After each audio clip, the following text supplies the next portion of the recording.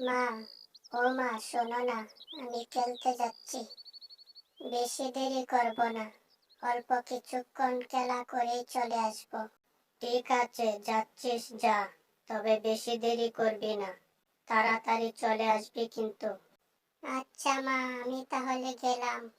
এ কথা বলে ছোট্ট মিম চলে গেল পাশের বাড়ি রাফিয়ার সাথে খেলতে।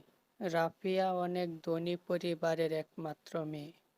রাফিয়া, ও রাফিয়া, চলো তুমি আর আমি মিলে দুজন একসাথে খেলা করি।